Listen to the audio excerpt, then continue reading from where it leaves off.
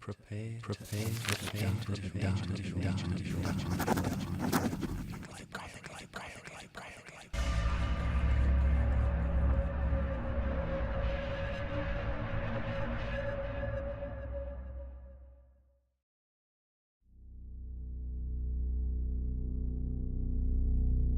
The first thing Death said to me was, I'm sorry.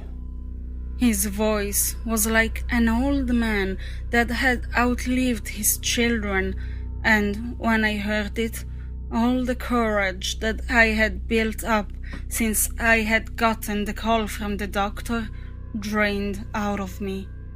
I fell to my knees and started crying. Why me? I blubbered as Death walked towards me. He was a large man, but the shadowy cloak he dragged across the floor was even larger. I was sniveling now. I just graduated. I was going to backpack across Europe. I was gonna... Why does it have to be me? It had to be someone. Death answered. And it turned out to be you. Eventually, I calmed down. Damn it, I promised myself I would put on a brave face when it was time to go. But I guess everyone breaks down when it's their time, right? I say. I don't remember. That says. What do you mean?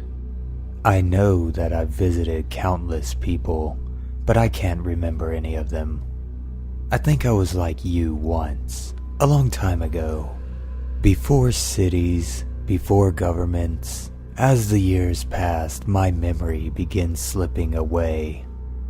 Wait, are you saying that you used to be human? I am human. Well then, after all this time, how are you still alive? I wouldn't describe my existence as truly living. My memory wasn't the only thing to fail with time. My sight became cloudy, my skin became cracked and rough, and my bones began to creak and ache. Sometimes I fear I'm losing my mind. He turns, and even though I can't make out the face behind the hood of his cloak, I can feel him staring intently at me. But some things remain, like my hunger and my thirst. Two things that, no matter what I do, I can't seem to sate. I'm not sure what he means, but I steel myself for what comes next anyway. Do what you need to do. I'm not afraid to die. Neither am I. Death says, and with that, he turns away from me and throws off his cloak.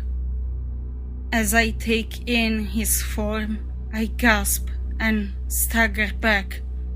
His skin is pale and flaky. He is stick-thin.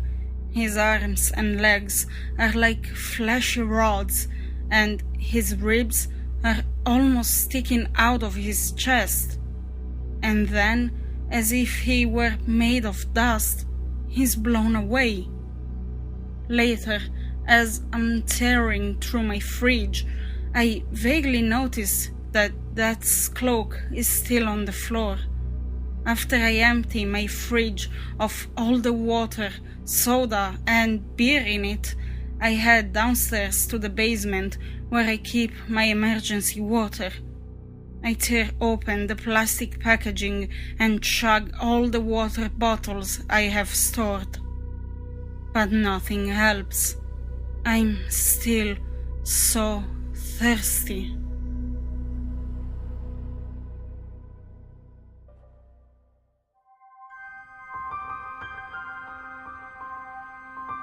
It's in the dustiest books that you may find the best stories.